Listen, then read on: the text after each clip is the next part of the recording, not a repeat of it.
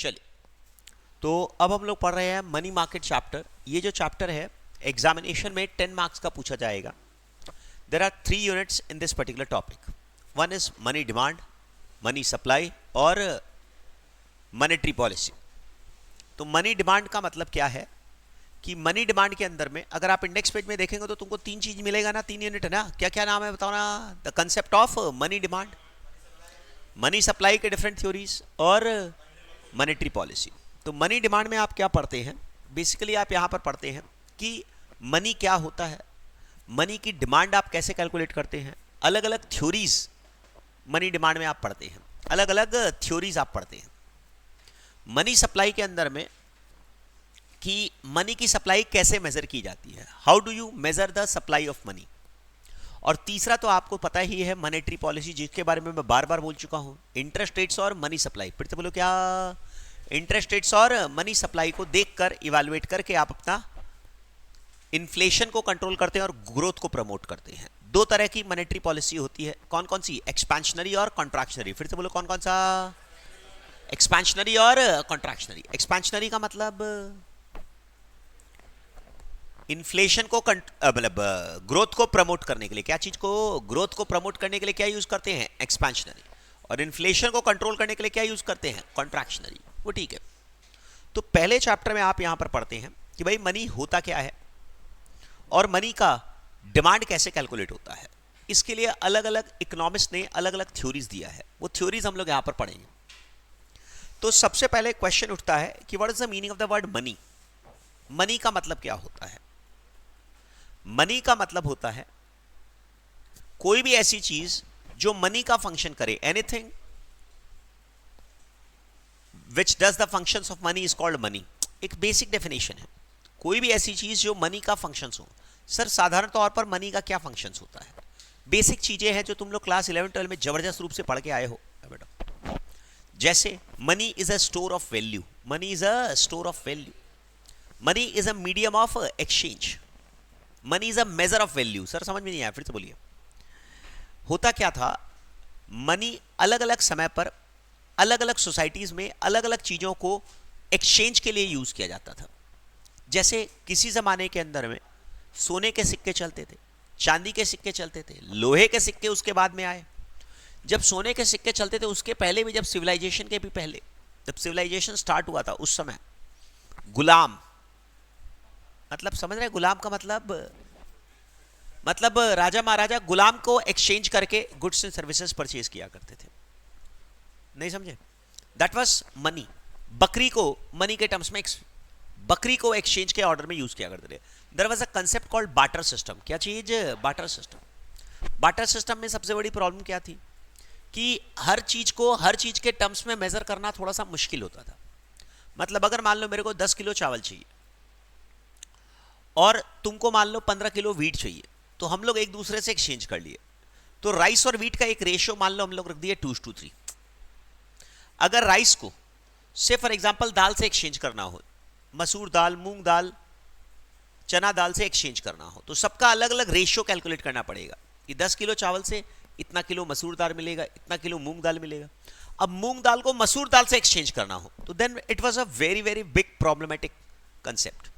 हर चीज के टर्म्स में वैल्यू को एक्सप्रेस करना पड़ता था, रेशियो बहुत मुश्किल होता था। और उस जमाने में प्रॉब्लम क्या होती थी, डिविजिबिलिटी की प्रॉब्लम होती थी। क्या चीज की, डिविजिबिलिटी। डिविजिबिलिटी का मतलब, अगर मान लो मैं आपको बोलता हूं एक बकरे का वैल्यू है से फॉर एग्जांपल 10 किलो चावल, पर मेरे को 2 किलो चावल चाहिए, तो मैं क्या करूंगा, बकरा को 1/5 बेचूंगा, तब तो होगा नहीं, वो पॉसिबल नहीं है। डिविजिबिलिटी की प्रॉब्लम थी। तीसरी बात, स्टोर ऑफ वैल्यू नहीं कर सकते थे। कोई चीज के टर्म्स में अगर आपने एक्सप्रेस कर दिया तो वैल्यू में स्टोर करना पॉसिबल नहीं था। अब बकरे को आप आज यूज कर सकते हो, उसका दूध आज पी सकते हो, जो नॉन वेज लोग हैं वो लोग उसको आज मार के खा सकते हैं, परंतु उसके बाद उसको अगर मान लो 5 साल के लिए स्टोर करके रखेंगे तो वो पड़े पड़े मर जाएगा और उसको खिलाने में खर्चा लग जाएगा। तो स्टोरेज का प्रॉब्लम होता था, store of value, common measure नहीं था, मीडियम ऑफ एक्सचेंज में प्रॉब्लम हुआ करती थी। सेविंग्स कैसे करेंगे, भविष्य के लिए बचाएंगे कैसे, कुछ नहीं कर सकते हम। तो that was a very problematic concept. तो उसके लिए क्या हुआ कि सोसाइटी ने समय के साथ साथ अलग अलग चीज़ों को यूज़ करना चालू किया, जैसे टॉर्टॉइस शेल को, क्या चीज़ को, टॉर्टॉइस शेल्स को यूज़ करना चालू किया। नहीं समझ रहे? टॉर्टॉइस शेल्स को, अब वहां पर क्या हुआ, टॉर्टॉइस शेल्स को यूज़ करना चालू किया तो मतलब टॉर्टॉइस को पकड़ लिए हम लोग जाल बिछाकर, और उसके बाद में उसको मार दिए, और उसका जो खाल है उसको बेसिस पर हम लोग रखना चालू कर दिए, उसी में लोग थोड़ा बहुत सामान वामान पानी वानी रखना चालू कर दिए, सील साल कर। अब समझ रहे हैं ना हम क्या बोल रहे हैं? तो उसको एक्सचेंज के तौर पर यूज किया जाने लग गया, पर वो भी थोड़ा दिन के बाद में खराब हो जाएगा, सड़ जाएगा, उसको रखने का खर्चा लग जाएगा, कीड़े पड़ जाएंगे उसको। अरे बात समझ में आ रहा है मैंने क्या कहा? तो मतलब कई सारी दिक्कतें हुआ करती थी, इसीलिए लोगों ने क्या करना चालू किया, फिर उसके बाद सोने के सिक्के, चांदी के सिक्के, लोहे के सिक्के, चमड़े के सिक्के, इस तरह से चीज़ें आप लोगों ने, सोसाइटी ने बनाना स्टार्ट किया और उसको मनी के टर्म्स में एक्सप्रेस करना चालू किया। तो भाई मनी किसी ज़माने में हम लोग बार्टर सिस्टम से आज हम लोग प्लास्टिक मनी और इलेक्ट्रॉनिक मनी के टर्म्स में कन्वर्ट कर लिए। इलेक्ट्रॉनिक मनी, अरे समझ रहे हो ना? तो मनी क्या है?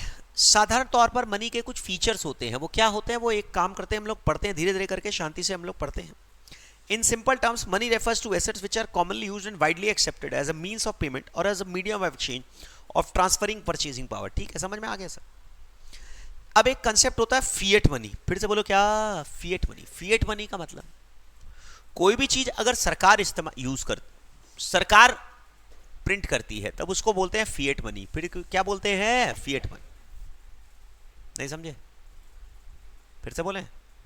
मैंने कहा अगर कोई चीज सरकार प्रिंट करती है, सरकार उसको लेकर आती है, तब उसको आप क्या बोलते हैं? Fiat money. परंतु कई बार बैंक्स भी जो है वो मनी को क्रिएट करती है, उसको बोलते हैं क्रेडिट मनी। फिर से बोलो क्या बोलते हैं? Credit money. मैंने कहा क्या बोला, एक बार फिर से बोलो ना। मैंने कहा सरकार जो मनी छापती है उसको आप क्या बोलते हैं? फिएट, FIAT, फिएट मनी, मतलब गवर्नमेंट बैक मनी, जैसे जो नोट हम लोग यूज करते हैं। इसके अलावा बैंक्स भी मनी क्रिएट करती है। बैंक्स कैसे मनी क्रिएट करती है सर? मान लो मेरे पास, तुम लोगों को ये पता है, उसको बैंक्स जो क्रिएट करती है उसको बोलते हैं क्रेडिट मनी। क्या बोलते हैं? Credit money. क्रेडिट मनी का मतलब, अब मान लो मेरे पास 100 रुपया है तो मैंने बैंक में डिपॉजिट कर दिया, तो मेरे अकाउंट में कितना रुपया आ गया? 100। अब बैंक जो है उसमें से 100 में से कुछ CRR आ रहा और SLR काट कर, मान लीजिए बैंक ने उसको लोन दे दिया 80%, 80 रुपीज़। तो 80 रुपीज़ किसी आदमी को लोन दे दिया, तो जिस आदमी को लोन दिया उसने अगर खर्चा किया तो किसी आदमी के हाथ में पहुंचाया, किसी आदमी के हाथ में पहुंचाया, वो भी उसको 80 रुपए को डिपॉजिट कर सकता है ना। तो नोट तो 100 रुपए का था, पर बैंकों ने 180 रुपीज का डिपॉजिट क्रिएट कर दिया, तो जो 100 रुपया था वो तो फिएट मनी था, जो एक्स्ट्रा 80 रुपया हुआ वो क्रेडिट मनी। वो क्या हो गया? Credit money. समझ में नहीं आया? अरे नहीं आया? That is credit money. तो साधारण तौर पर क्या होता है, जनरली व्हाट हैपेंस इज कि अगर मान लो बैंकिंग सिस्टम जितना ज्यादा स्ट्रांग होगा उतना कम पैसा सरकार को बाजार में छाप कर देना पड़ेगा, उतना कम पैसा, क्योंकि वो पैसा बार बार घूमते जाएगा। अब मैंने बैंक में डिपॉजिट किया 100 रुपया, बैंक मेरे पास 100 रुपये का नोट आया और मैंने 100 रुपया बैंक में डिपॉजिट किया, तो मेरे अकाउंट में 100 रुपया है, बैंक ने उसमें से किसी को 80 रुपये लोन दिया, वो उसने खर्चा किया, तो जिस आदमी ने खर्चा किया, जिस आदमी को मिला वो 80 रुपये डिपॉजिट कर दिया, तो उसके अकाउंट में 80 रुपया। बोलो। और फिर उसके बाद 80 रुपया है उसके अकाउंट में, वो अगर आदमी मान लो, और वो बैंक अगर मान लो किसी और को लोन देता है, अरे समझ पा रहे हो ना, वो अगर किसी और को लोन देता है तो मान लो 20% काट कर वो अगर लोन देता है तो 64 रुपीज लोन देगा। तो वापस से वो पैसा लोन अगर जाकर जिस आदमी ने लोन लिया वो आदमी अगर वापस से खर्चा करेगा तो किसी आदमी के पास जाएगा, वो वापस से बैंक में डिपॉजिट करेगा, तो उसके पास वापस से 64 आ जाएगा। समझ पा रहे हो ना? तो this goes on and on and on, this becomes a GP series. फिर से बोलो क्या बोलता है? जीपी। अरे एक बार आवाज नहीं आ रहा है, क्या बोलता है? अरे मैंने सुनाई गंदी हो, बोलो फिर से बोलो, GP series. Am I clear in this? तो ये होता है एक जीपी सीरीज की तरह होता है। क्या चीज की तरह? जीपी। यहां पर कॉमन रेशियो क्या है बताओ ना यार? 0.8। हाँ है ना? जीपी सीरीज के अंदर में अगर तुम सम अप टू इंफिनिटी के हिसाब से फॉर्मूला लगाओगे तो A/1 - R। तो बैंक में आपने 100 रुपया जमा किया था, परंतु आपका टोटल ये पैसा चलते जाएगा ना, 64 में किसी और को मिलेगा 51.2 and goes on and on करके छोटा होते जाएगा। अरे यस और नो? तो अल्टीमेटली आपने 100 रुपए जमा किया, पर पहुंचते पहुंचते पहुंचते वो कितना तक पहुंच गया, 500। तो अल्टीमेटली 500 रुपए का डिपॉजिट क्रिएट कर दिया, 500 रुपए का मनी सप्लाई हो गया ना। अरे यस और नो, अरे हाँ या ना।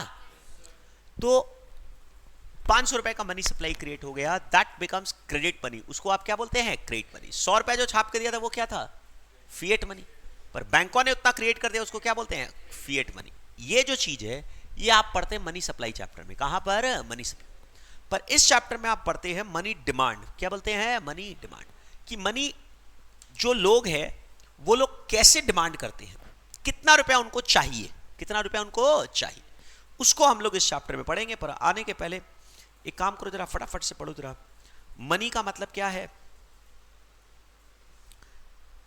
Money, fiat money has no intrinsic value. No intrinsic value, intrinsic value का मतलब क्या होता है, इंट्रिंसिक वैल्यू का मतलब होता है कि मेटेलिक वैल्यू। अगर मान लो मैं आपको बोलता हूं सोने का सिक्का है, उसको अगर मनी के टर्म्स में चेंज कर रहे, यूज कर रहे हैं, तो सोने का तो असल में वैल्यू भी है ना, उसी वैल्यू के ऊपर ट्रेड हो रहा है वो। परंतु सरकार जो सिक्का देती है, लोहे का सिक्का या फिर प्लास्टिक करेंसी या फिर पेपर करेंसी, उस पेपर को अगर पेपर के दाम में, आपकी जेब में जो 500 रुपए का नोट है उसको अगर पेपर के दाम में बेचोगे तो शायद कुछ नहीं मिलेगा। बोलो ना। लोहे का सिक्का अगर मान लो उसका वैल्यू 20 रुपए है, पर उसको अगर लोहे के दाम में बेचोगे तो शायद 10 पैसा में नहीं मिलेगा। तो वहां पर उसकी कोई मेटेलिक वैल्यू नहीं होती है। उसको अगर ऐसे बेच दोगे तो बेचने पर कुछ नहीं मिलेगा, उसको काट कर, मान लो नोट को काट कर अगर बेच दोगे कुछ नहीं मिलेगा। उसकी वैल्यू फेस वैल्यू होती है, सरकार का उसमें एक वादा होता है, उसके चलते वो इज्जत होती है उसकी। That is known as fiat money. Fiat money has no intrinsic value. फिर से बोलो, fiat money has intrinsic value नहीं होती, उसमें फेस वैल्यू होती है। लिखना हो तो लिख लो। इंट्रिंसिक का मतलब समझ रहे हो ना, कि अगर नोट को काट कर बेचा जाए पेपर के तौर पर तो कुछ नहीं मिलेगा। अगर करेंसी नोट को काट कर उसका पेपर बेचा जाए तो कुछ नहीं मिलेगा।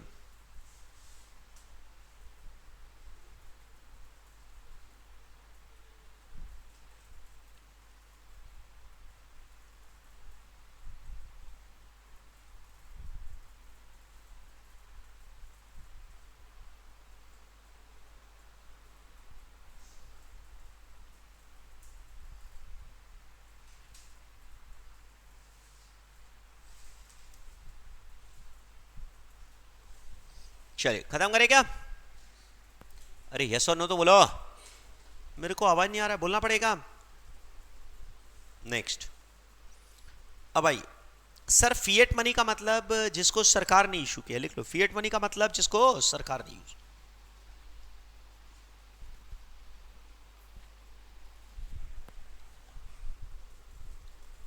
has no intrinsic value but is used as medium of exchange because the government has by law made them legal tender। सरकार ने कानून बनाकर उसको लीगल टेंडर बना दिया।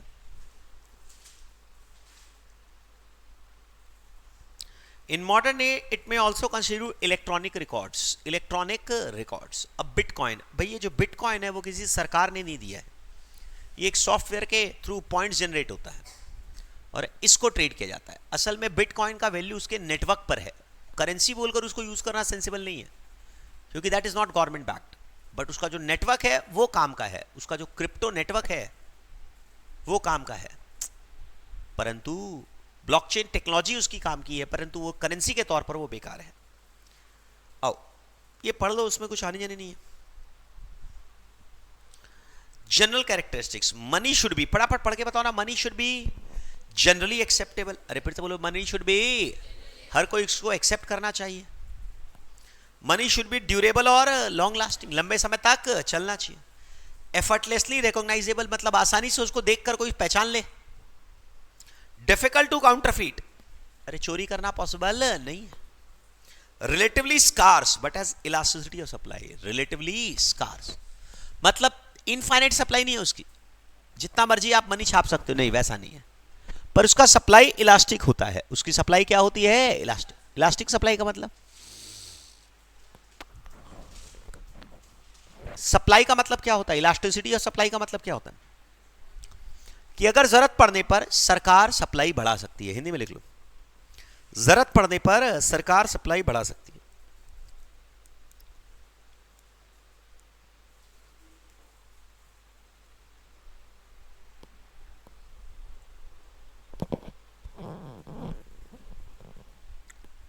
मैंने कहा जरूरत पड़ने पर सरकार सप्लाई बढ़ा सकती है। फिर से बोलो, क्या बोला? जरूरत पड़ने पर सरकार सप्लाई बढ़ा सकती है। Are you understanding this? चलिए,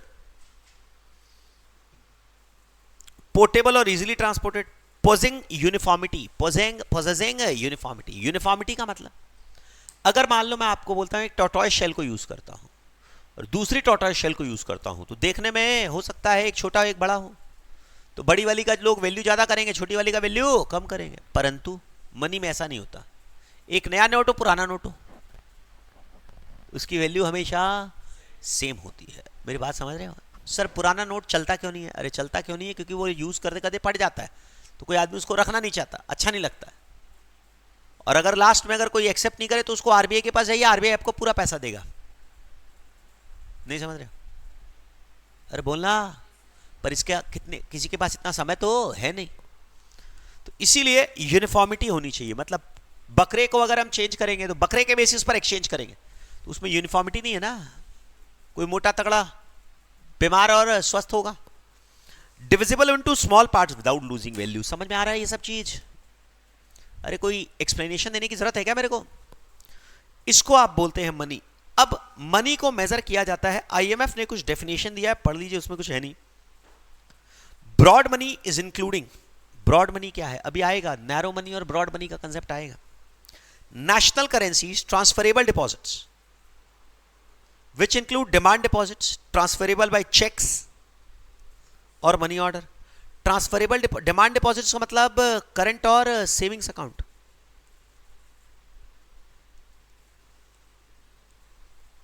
bank cheques, traveller cheque and deposits commonly used to make payments such as foreign currency deposits. इन चीजों को आईएमएफ ने मनी डिक्लेयर किया है।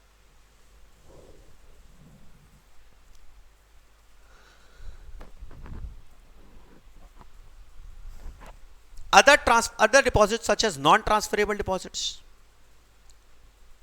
non-transferable saving deposits, term deposits or repurchase agreements, securities other than shares, certificates, deposits and commercial paper को भी money माना जाता है आईएमएफ की डेफिनेशन में। अरे चले आगे ना सर, ये पढ़ना है क्या? कोई खास चीज नहीं है, ये बहुत ज्यादा इंपॉर्टेंट नहीं है, पर ठीक है जानना है।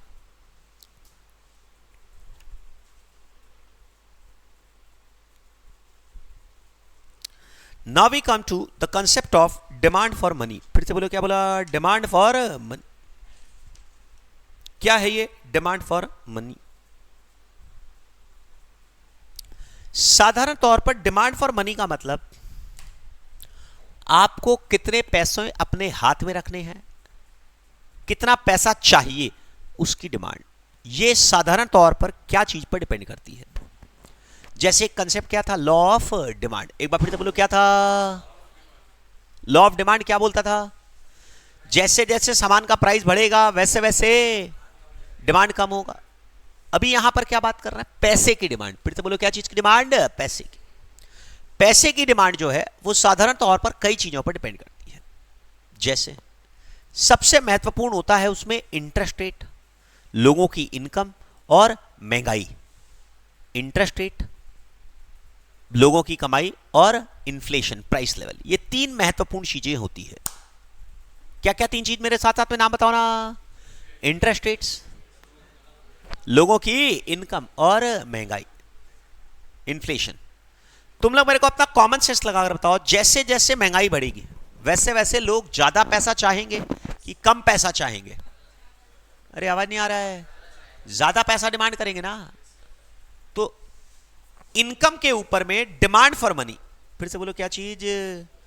डिमांड फॉर मनी क्या क्या चीज के ऊपर डिपेंड करती है? बोलो ना यार। एक है प्राइस लेवल, दूसरा है क्या? लोगों का इनकम, और तीसरा है इंटरेस्ट रेट। इंटरेस्ट रेट को अलग अलग तरीकों से हम लोग सोच सकते हैं। शांति रखिएगा, भगदड़ मत करिए। अलग अलग तरीकों से सोच सकते हैं। सर पहला है प्राइस लेवल। जैसे जैसे जैसे जैसे महंगाई बढ़ेगा वैसे वैसे डिमांड फॉर मनी बढ़ेगा।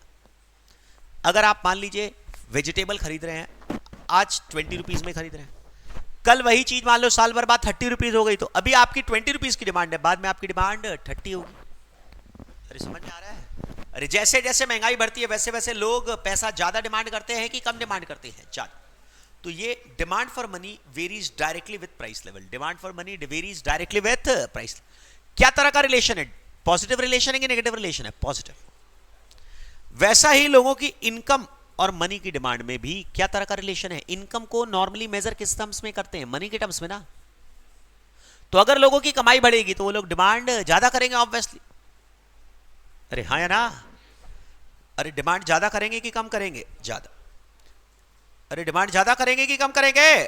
ज्यादा। एक्चुअली में डिमांड फॉर मनी का मतलब क्या है कि मेरे को अपने हाथ में कितना पैसा चाहिए। फिर से बोलो, अपने हाथ में कितना पैसा चाहिए, उसको बोलते हैं डिमांड फॉर मनी। मेरे को अपने हाथ में कितना लिक्विड कैश चाहिए।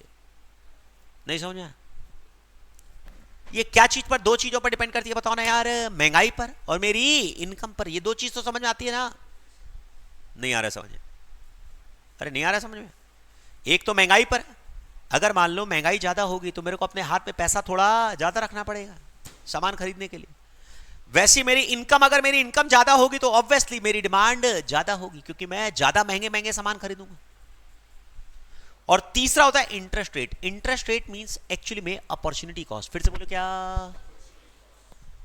Opportunity cost. अपॉर्चुनिटी कॉस्ट का मतलब, अगर मान लो मैं आपको बोलता हूं कि से फॉर एग्जांपल इंटरेस्ट रेट अगर मान लो अभी 5% है, तो मैं क्या सोचता हूं, अरे यार मैं अगर 1 लाख रुपए अपने हाथ में रखूंगा, साल भर के बाद में, साल भर तक अगर रखूंगा मैं, क्या फर्क पड़ता है? साल भर में 5% तो ब्याज मिल रहा है, छोड़ो ना यार, 5% का तो नुकसान होगा। जो पैसा आप अपने हाथ में रखते हैं उस पर आप इंटरेस्ट नहीं कमा पाते। कमा पाते हैं कि नहीं? अरे बोलना भाई, नहीं कमा पाते। परंतु अगर मान लो इंटरेस्ट अगर मान लो 20% हो जाए तो क्या होगा? अपने हाथ में पैसा ज्यादा रखोगे कि कम रखोगे? कम रखोगे, क्योंकि अब यहां पर साल भर तक अगर रखोगे तो आपको 20,000 रुपए का नुकसान होगा। तो ऑब्वियस बात है, जितना इंटरेस्ट रेट बढ़ेगा उतना हाथ में demand for money, cash in hand का डिमांड कम होगा। This varies inversely with interest rate. This varies inversely with interest. ये तो हुआ न्यूमेरिकल फैक्टर। इसके अलावा साइकोलॉजिकल फैक्टर्स पर बहुत सारी चीजों पर डिपेंड करती है। मेरे को अपने हाथ में कितना पैसा चाहिए, ये मेरी परसेप्शन पर, मेरे फार साइटेडनेस पर, मेरी सोच पर निर्भर करता है। क्या तरह की सोच? सर मेरी सोच पर निर्भर करता है। अगर मैं मान लो बहुत पॉजिटिव हूं, ऑप्टिमिस्ट हूं, क्या चीज हूं? अगर बहुत ऑप्टिमिस्ट। ऑप्टिमिस्ट का मतलब समझ रहे हो ना? अब किस तरह का ऑप्टिमिस्ट हूं वो उस पर डिपेंड करता है। अगर मैं सोचता हूं कि यार ठीक है, सब कुछ सही चल रहा है और सब कुछ सही ही चलेगा, तो मेरे को अननेसेसरी अपने हाथ में कैश ज्यादा रखने की जरूरत नहीं है। मेरे साथ होता है ये normally. I don't keep cash in hand. बहुत कम कैश हाथ में रहता है, बहुत कम हाथ में रखता है। अरे आप स्पेंडिंग मेंबर है, मैं अर्निंग मेंबर हूं। मेरी बात समझो। आप अपने आप को संभालते हैं, दूसरे आपको संभालते हैं, आपके पैसों को संभालते हैं, और हम दूसरे के पैसों को भी संभालते हैं। अब डिफरेंस है। Don't compare me with you. Are you understanding this? You receive money from your parents. I give money to my family. That's the difference. तो पॉइंट ये है कि अगर कोई ऑप्टिमिस्ट आदमी है, अरे जैसा चल रहा है सब कुछ सही चलेगा, अरे हाथ में जबरदस्ती का कैश रखने का कोई मतलब नहीं। तो ऑप्टिमिस्ट आदमी क्या करेगा? अपने हाथ में कैश ज्यादा रखेगा कि कम रखेगा? कम रखेगा। पर अगर एक पेसिमिस्टिक आदमी है, घबराने वाला, अरे बाप रे कभी भी मेडिकल इमरजेंसी पड़ सकती है, तो अपने जरूरत पड़ने पर घर में तिजोरी में लंबा चौड़ा कैश रखता है। समझ पा रहे हो ना? वो क्या करता है? What happens? वो क्या करता है? बोलो ना। कैश ज्यादा रखता है कि कम रखता है? ज्यादा रखता है। तो ये एक तो ये सोच हुआ ऑप्टिमिस्ट पेसिमिस्ट का। दूसरा हुआ अगर कोई खर्चीला आदमी है और अगर कोई कंजूस आदमी है। फिर से बोलो, अगर कोई खर्चीला आदमी है और अगर कोई कंजूस आदमी। तो खर्चीला आदमी है तो उसको खर्चा करने के लिए अपने हाथ में कैश ज्यादा रखना पड़ता है। मेरी बात समझ रहे हो? और अगर कोई कंजूस आदमी है, कंजूस मतलब जो कॉस्ट कटिंग करता है, थ्रिफ्ट, कंजूस, वो सोचता है कि अगर हाथ में कैश ज्यादा रखेंगे तो खर्चा ज्यादा होगा, तो इसीलिए यही जानकर वो कैश थोड़ा सा कम रखता है। मेरी बात समझ में आ रही मैंने क्या कहा?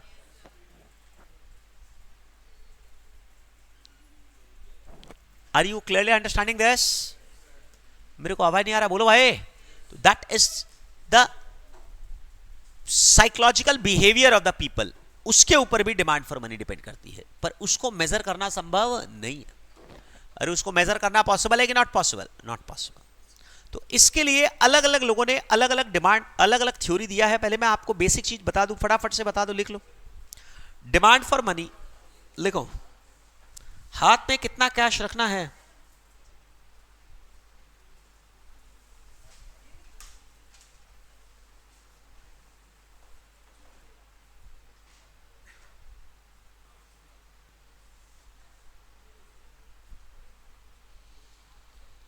हाथ में कितना कैश रखना है,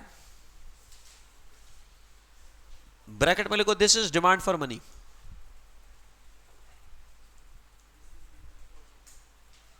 लिखिए, ये चीज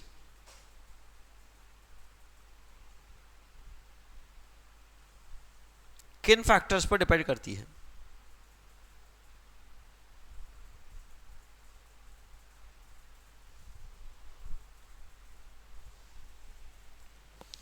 किन फैक्टर्स पर डिपेंड करती है? नंबर 1, प्राइस लेवल या महंगाई।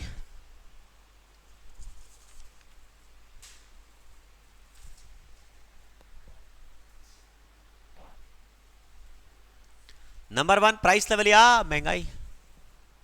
देखो, जैसे जैसे महंगाई बढ़ेगा वैसे वैसे डिमांड फॉर मनी बढ़ेगा।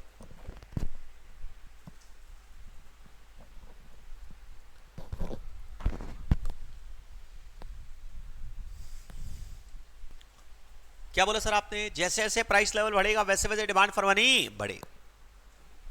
पहले ये बताओ, ये समझ में आया कि नहीं? मेरे को आवाज नहीं आ रहा, बोलना पड़ेगा। नेक्स्ट, अरे फिर से बोले क्या? दूसरा, नंबर 2, इनकम।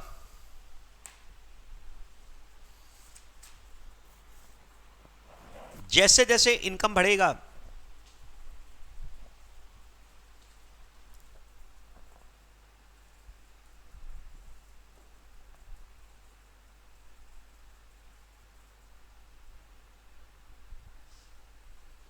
वैसे वैसे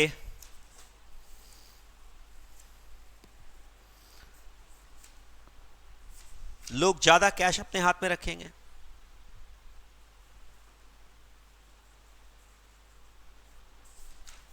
लोग ज्यादा कैश अपने हाथ में रखेंगे।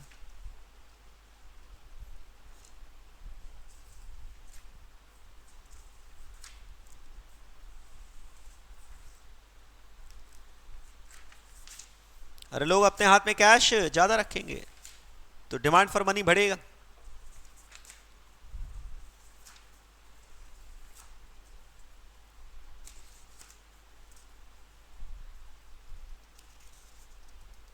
अरे क्या लिखा? डिमांड फॉर मनी बढ़ेगा। और तीसरा,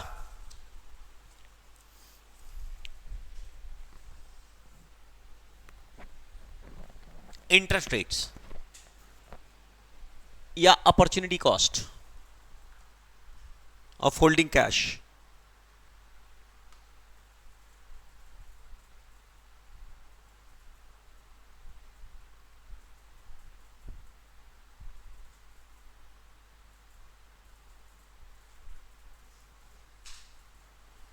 क्या लिखा?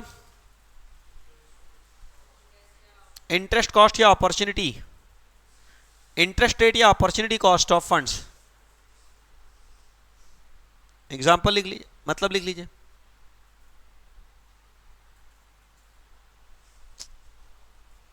जैसे जैसे इंटरेस्ट रेट बढ़ेगा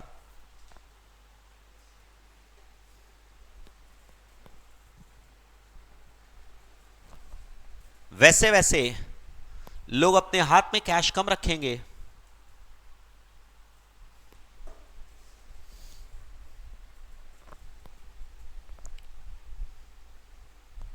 और उसको इन्वेस्ट ज्यादा करेंगे।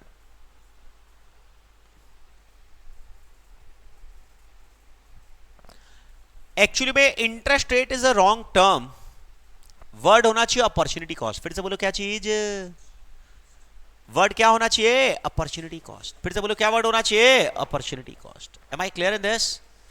आप खाली बैंक में डिपॉजिट नहीं करते, आप कहीं दूसरी जगह भी इन्वेस्ट कर सकते हैं। Rate of return on investments. फिर से बोलो क्या वर्ड होना चाहिए, word rate of return on investments. कि कहीं पर भी मैं इन्वेस्ट करूंगा तो उससे क्या रिटर्न कमाऊंगा, वो उसके ऊपर डिपेंड करता है। अंडरस्टैंडिंग और नॉट अंडरस्टैंडिंग दिस? मेरे को आवाज नहीं आ रहा, बोलो भाई। चलिए तो लिख लो, demand for money varies inversely with interest rate. मतलब demand for varies inversely by 1 by interest rate. समझ रहे हो ना? अरे ये मैथ समझ रहे हो ना? Demand for money varies inversely with interest rate. उल्टा, इंटरेस्ट रेट बढ़ेगा तो डिमांड कम होगा, इंटरेस्ट रेट बढ़ेगा तो डिमांड कम होगा। अरे क्या लिखा, इंटरेस्ट रेट बढ़ेगा तो डिमांड कम होगा। अब देखिए जैसे एग्जांपल यहां पर दिया हुआ है, कुछ है नहीं, पढ़ चुके हैं हम लोग। क्या लिखा हुआ है, the quantity is directly proportional, demand for money is actually demand for liquidity and demand to store value. अरे एक बार फिर से बोलो क्या चाहिए, डिमांड फॉर लिक्विडिटी, हाथ में कैश रहना चाहिए, और स्टोर करने के लिए स्टोर वैल्यू, मतलब अपने हाथ में कैश रखना है। The quantity is directly proportional to the prevailing price level. अरे पढ़ा चुका हूं ना। डायरेक्टली प्रोपोर्शन का मतलब जैसे जैसे प्राइस लेवल बढ़ेगा वैसे वैसे डिमांड बढ़ेगा। हिंदी में लिख लो, जैसे जैसे प्राइस लेवल बढ़ेगा वैसे वैसे डिमांड। अरे लिखा हुआ है, higher the price higher the holding of money. अरे बोलो ना, higher the price higher the demand लिख लो।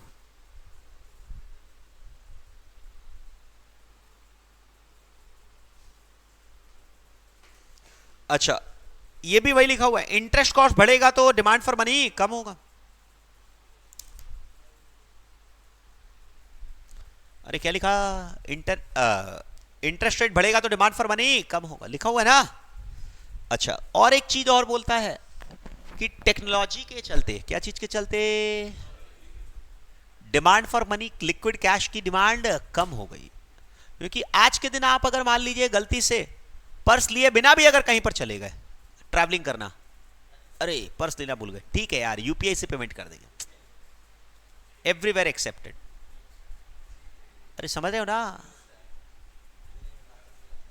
बस में भी एक्सेप्ट होता होगा, होता ही है बस में, एसी बस में होता है, पर नॉर्मल बस में मतलब वो लोग क्या है कि चिल्लाते रहते हैं, झगड़ा करते रहते हैं, इसीलिए वो लोग एक्सेप्ट करने के मूड में नहीं रहते। बट टेक्निकली वो लोग कर सकते हैं ना।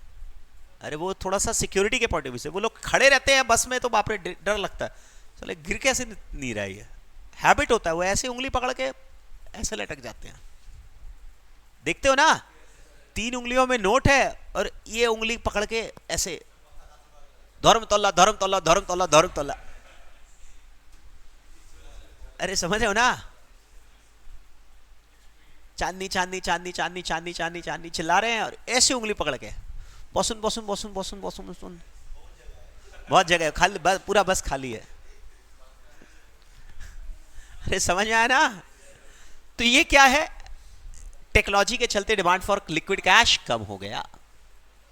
चलिए now we will be talking about theories for demand for money.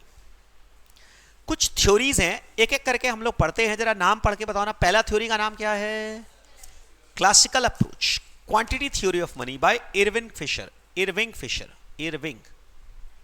Quantity theory of money by Irving Fisher. फिर से बोलो क्या नाम है, quantity theory of money by Irving Fisher. ये क्या बोलता है, पहले नाम पढ़ो जरा। पहला क्या नाम है, क्लासिकल अप्रोच। दूसरा नाम क्या है, नियो क्लासिकल अप्रोच। फिर से बोलो क्या, नियो क्लासिकल या कैश बैलेंस या कैम्ब्रिज अप्रोच। फिर से बोलो नियो क्लासिकल या फिर कैश बैलेंस या फिर Cambridge approach. Cambridge approach clear है कि नहीं? तीसरा नाम क्या है, oh my god, the Keynes theory. फिर से बोलो क्या थ्योरी, केन्स थ्योरी। केन्स से बोला तो सब कुछ को कवर कर लिया। वो केन्स जो है वो सब कुछ को कवर कर लिया, उसके बाद कुछ नहीं है। Keynes theory. नेक्स्ट क्या है, केन्स थ्योरी देखो सबसे लंबा है, 3A 3B 3C। उसके बाद क्या है? Inventory approach. फिर से बोलो क्या approach? Inventory approach. Next approach क्या है? Friedman restatement. Friedman restatement of Keynes theory. इसको केन्स थ्योरी नहीं बोलना चाहिए, केन्स क्वांटिटी थ्योरी बोलना चाहिए।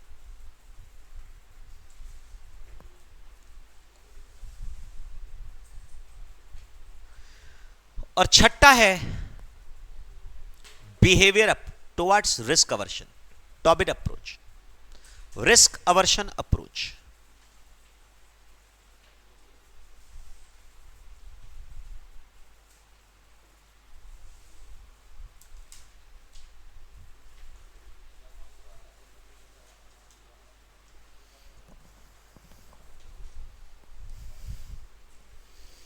अब आइए एक एक करके हम लोग पढ़ते हैं। सबसे पहला अप्रोच है classical approach by Irving Fisher. फिर से बोलो क्या approach? Classical approach by Irving Fisher. ये क्लासिकल अप्रोच क्या बोलता है? क्लासिकल अप्रोच बोलता है कि डिमांड फॉर मनी जो है वो सिर्फ और सिर्फ एक फैक्टर पर डिपेंड करती है। पहले पूरी बात सुनो। तीन अप्रोचेस हैं। पहला क्या है बताओ ना यार? क्लासिकल। ये बोलता है डिमांड फॉर मनी, कोई भी आदमी पैसा डिमांड करता है एक पर्पस के लिए, ट्रांजैक्शन पर्पस के लिए। फिर से बोलो क्या पर्पस के लिए? ट्रांजैक्शन। दूसरा नियो क्लासिकल या कैम्ब्रिज अप्रोच बोलता है मनी जो है लोग दो पर्पस के लिए डिमांड करते हैं। एक होता है ट्रांजैक्शन पर्पस और एक होता है प्रिकॉशनरी पर्पस। फिर से बोलो कौन सा पर्पस? ट्रांजैक्शन पर्पस और प्रिकॉशनरी पर्पस। और तीसरा केन्स बोलता है, पहला है ट्रांजैक्शन पर्पस, प्रिकॉशनरी पर्पस और स्पेकुलेटिव पर्पस। पढ़ा हुआ है क्या तुम्हारा? कब? फिर से बोलो। क्लासिकल थ्योरी क्या बोलता है? पैसा कितना चीज के लिए, क्या चीज के लिए चाहिए? ट्रांजैक्शन पर्पस के लिए। अरे पैसा क्या चीज के लिए चाहिए भाई? Transaction purpose. नियो क्लासिकल क्या बोलता है? पैसा क्या चीज के लिए चाहिए? दो, ट्रांजैक्शन पर्पस और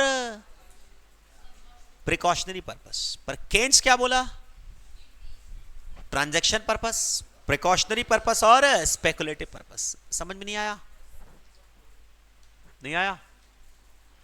पहला आदमी क्या बोला? क्लासिकल, तीनों में ट्रांजैक्शन अप्रोच कॉमन है, तीनों में ट्रांजैक्शन अप्रोच कॉमन। अच्छा, क्लासिकल को बेटर किया नियो क्लासिकल ने। नियो क्लासिकल को बेटर किया किसने? केन्स ने।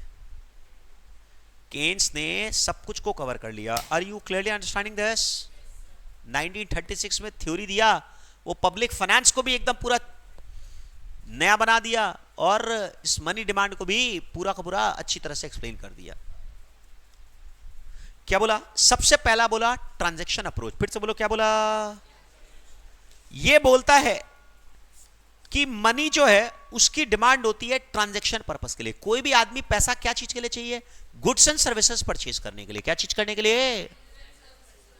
तो ऑब्वियस बात है, गुड्स एंड सर्विसेज परचेज करेंगे तो गुड्स एंड सर्विसेज के लिए परचेज करने के लिए दो चीजों को ध्यान रखना पड़ता है, एक क्वांटिटी और एक उसका प्राइस। फिर से बोलो क्या चीज? एक प्राइस और दूसरा उसका क्वांटिटी। फिर से बोलो क्या क्या चीज? प्राइस और उसकी क्वांटिटी। मेरे को कितना क्वांटिटी खरीदना है और मेरे को कितना प्राइस चल रहा है बाजार में, उसके ऊपर डिमांड फॉर मनी डिपेंड करती है। मेरी बात समझ में नहीं आया मैंने क्या कहा? अरे हाँ या ना?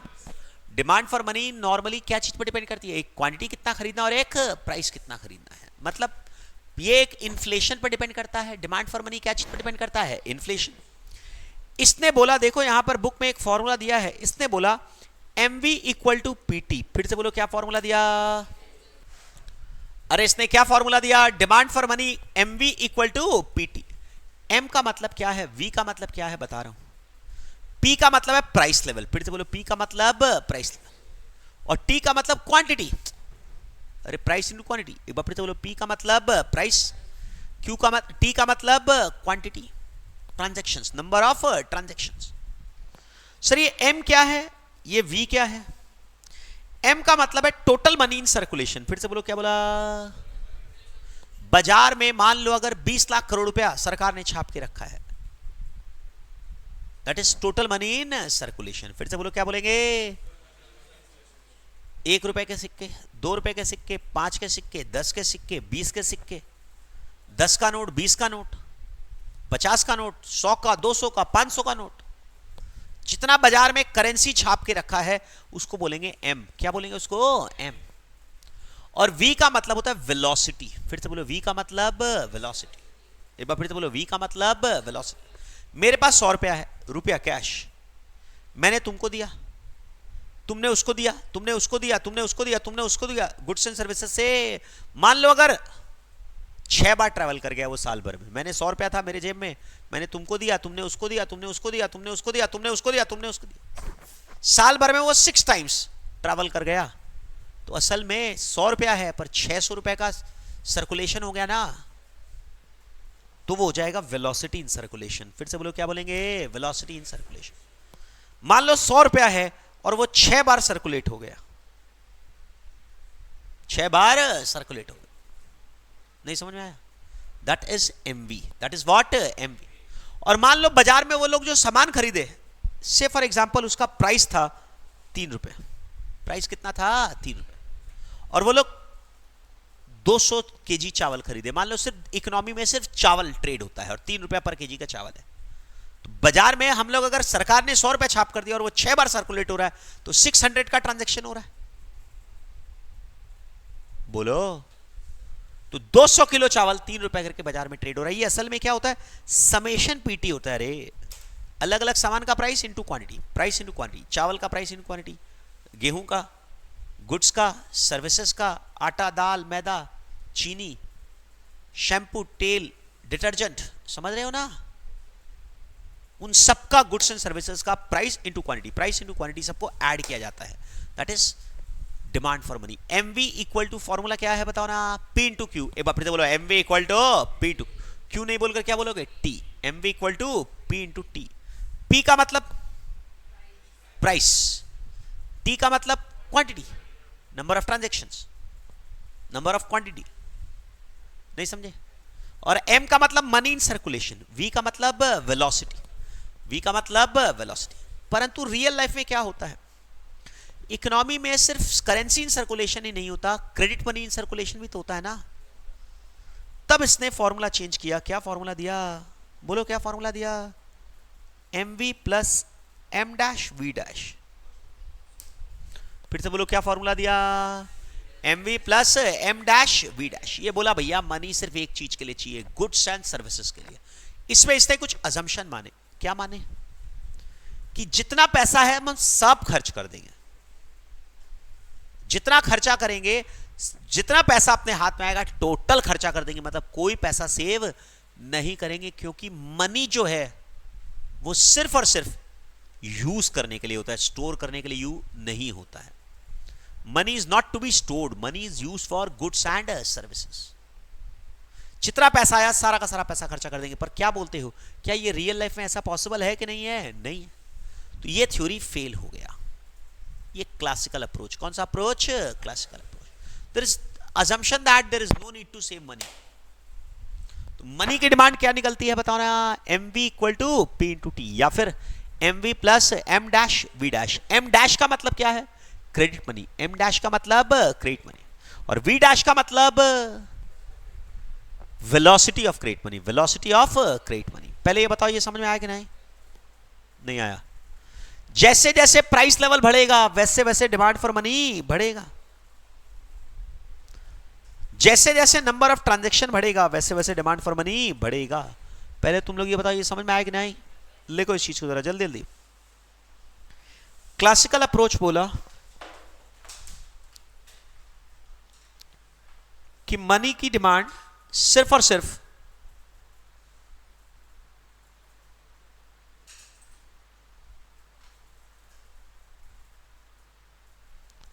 ट्रांजैक्शन पर्पस के लिए होती है।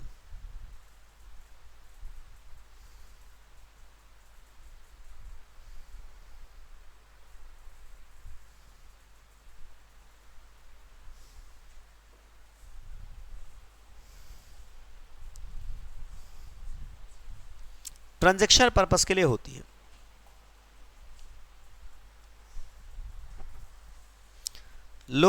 लोगों के हाथ में जितना पैसा आता है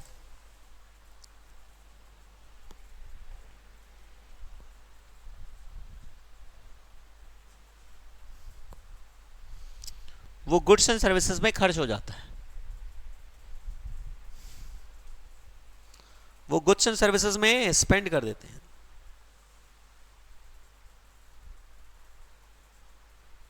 सेविंग्स नहीं करते।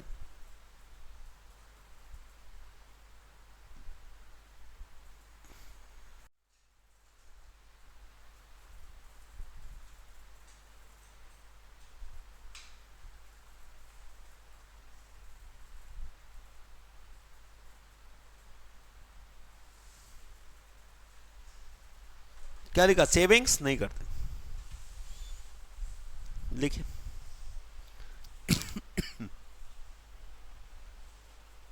सो demand for money is equal to MB equal to PT।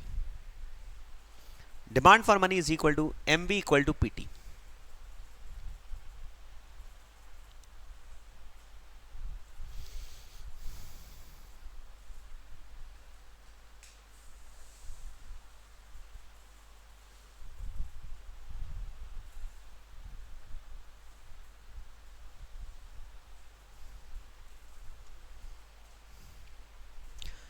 M का मतलब मनी इन सर्कुलेशन, M का मतलब मनी इन सर्कुलेशन। V का मतलब वेलोसिटी,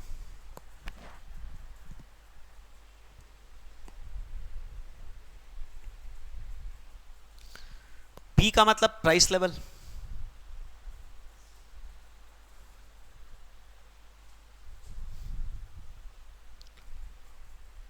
और T का मतलब total number of transactions. T का मतलब total number of transactions.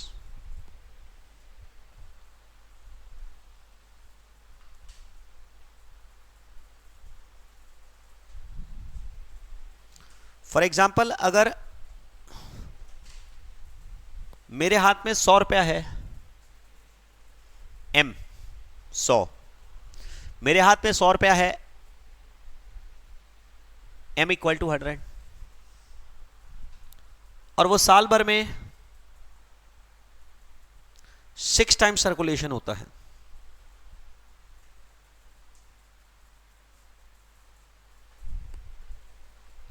Six time circulation होता है। 6 टाइम सर्कुलेशन का मतलब A ने B को दिया, B ने C, A to B, B to C, C to D, up to G तक लिखो ना है। 6 टाइम सर्कुलेशन होता है।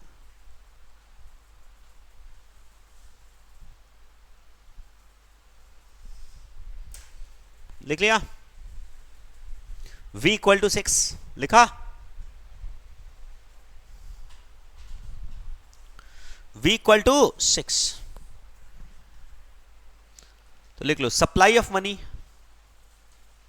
क्या होगा बताओ ना।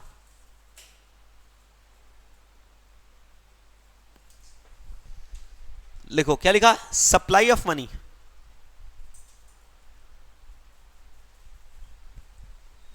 MB। 100 रुपया 6 टाइम सर्कुलेट हो रहा है, 600 का सप्लाई है। 100 रुपया 6 टाइम सर्कुलेट हो रहा है, 600 का सप्लाई है। लिखा? फिर लिखिए डिमांड फॉर मनी।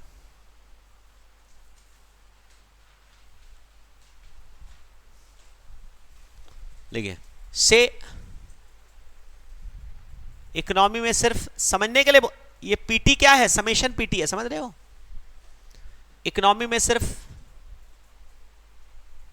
पोटैटो है 3 रुपए पर केजी,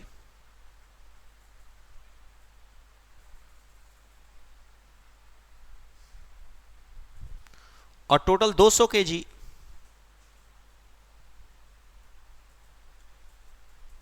पोटैटो, और टोटल 200 केजी पोटैटो यूज होता है।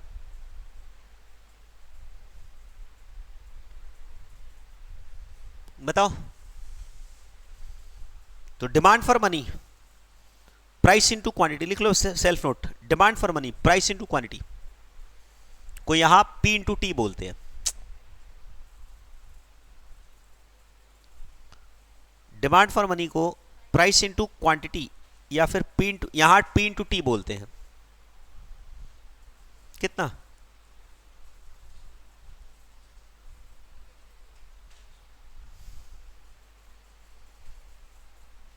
लिखा P इंटू टी, 3 इंटू 200 600। तो इक्विलिब्रियम क्या होगा? इतना लंबा चीज कॉपी में लिखना चाहिए ना, बुक में क्यों लिख रहे हैं इतना गंदगी? ये सब तो कहानी पूरा हम लिखवाते जाएंगे, पूरा पूरा हर थ्योरी को हम कॉपी में लिखवाएंगे। इतना लंबा लंबा कहां से लिखोगे बुक में? केन्स चालू हो जाएगा तो केन्स तो वहां पर घुसेगा ही नहीं।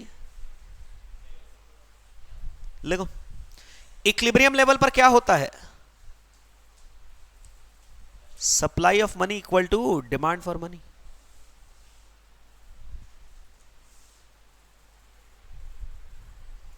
सप्लाई क्या है? MV equal to PT। अच्छा मेरे को आप ही बताइएगा, बाद में फिशर ने बोला कि भैया एक्चुअली में इकोनॉमी में सिर्फ फिएट मनी नहीं होता है। M का मतलब फिएट मनी, M का मतलब यहां पर क्या है? Fiat money. इकोनॉमी में सिर्फ फिएट मनी नहीं होता, क्या मनी होता है? क्रेडिट मनी भी होता है। लिख लो। बाद में फिशर बोला, आप अगर कॉपी में लिख रहे हैं तो पहले स्पेस छोड़ दीजिए ऊपर में ताकि उसको कॉपी कर लेंगे। देखो बाद में फिशर बोला कि इकोनॉमी में सिर्फ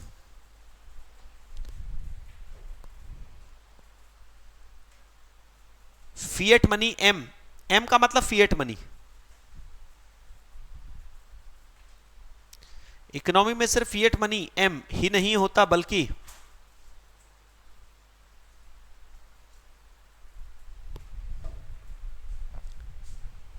क्रेडिट मनी M डैश भी होता है। इकोनॉमी में सिर्फ फिएट मनी M नहीं होता बल्कि क्रेडिट मनी M डैश भी होता है। क्रेडिट मनी M डैश भी होता है, नहीं समझे तो बताओ। और वो V डैश, उसका वेलोसिटी V डैश होता है, उसका वेलोसिटी V डैश होता है।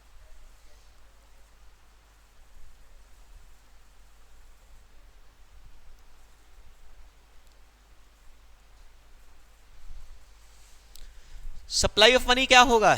MV plus M dash.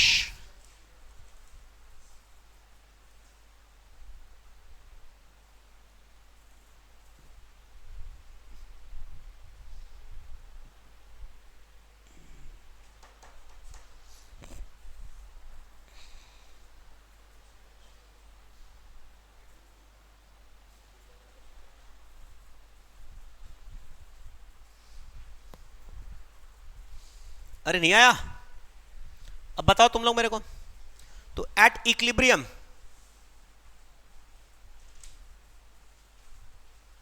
Supply equal to डिमांड होता है ना,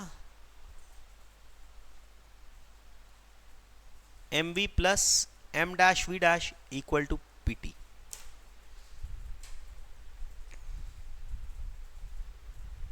इसको हटाना पड़ेगा।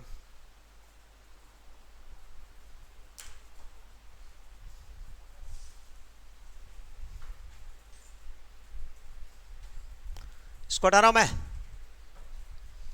अरे कैन अबाउट दिस? अरे हाँ या ना तो बोलेगा। ये बोलता है क्लासिकल अप्रोच। क्या बोला? क्लासिकल। अच्छा ये बताओ, अगर इसमें कंक्लूजन क्या है? हेलो हेलो हेलो, अगर कंक्लूजन मैं तुमसे पूछता हूं, अगर मनी सप्लाई बढ़ाओगे तो प्राइस लेवल बढ़ेगा। अगर बाजार में पैसा छाप छाप कर देना चालू कर दोगे, फिएट मनी छापोगे M, या क्रेडिट मनी छापोगे M डैश, या उसका वेलोसिटी तेज होगा या उसका V डैश तेज होगा, चारों में से कोई भी तेज होगा तो महंगाई बढ़ेगा ना। नहीं समझ आया? तो अगर बाजार में पैसा छाप छाप कर डालते जाओगे तो महंगाई बढ़ेगा, अगर कम करोगे तो महंगाई कम होगा। ये सारा चीज तो बाद में केन्स ने बोला मॉनेटरी पॉलिसी में यार, कि अगर इकोनॉमी को बूस्ट करना है तो सप्लाई ऑफ मनी बढ़ाते जाओ, M बढ़ाते जाओ। अगर M नहीं बढ़ाना है तो बेटर रहेगा M डैश बढ़ाते जाओ। M डैश का मतलब क्रेडिट मनी बढ़ाते जाओ और उसका वेलोसिटी बढ़ाते जाओ। तभी आरबीआई क्या करती है, इकोनॉमी को बूस्ट करने के लिए बाजार में पैसा छाप छाप कर देती है ना, एम डैश बढ़ाती है। समझ में नहीं आया? बोलो ना, लिख लो लिख लो। कंक्लूजन क्या कंक्लूजन है बताओ ना? अगर मनी सप्लाई बढ़ेगा तो प्राइस लेवल बढ़ेगा।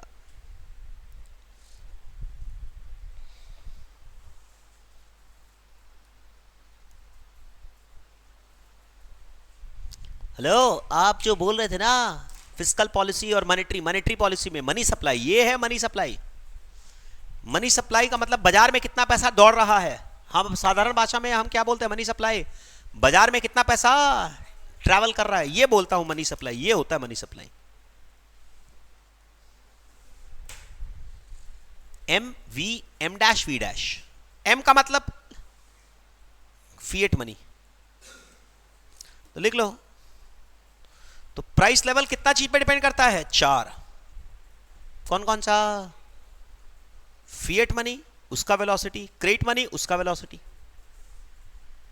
नहीं समझ में आया? तो लिख लो प्राइस लेवल महंगाई,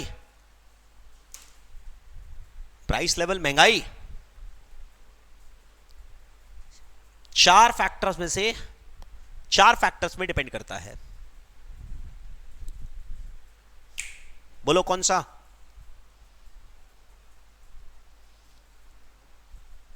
कौन सा? Fiat money. फिएट मनी जो आरबीआई ने छाप के दिया, लिख लो फिएट फिएट फिएट, बार बार बोलेंगे। फिएट मतलब गाड़ी नहीं है रे। फिएट का मतलब आरबीआई का, अरे जो नोट छाप के दिया, नोट और सिक्का छाप के दिया। एम मतलब फिएट मनी, वी मतलब उसका वेलोसिटी, एम डैश का मतलब क्रेडिट मनी, वी डैश का मतलब उसका velocity.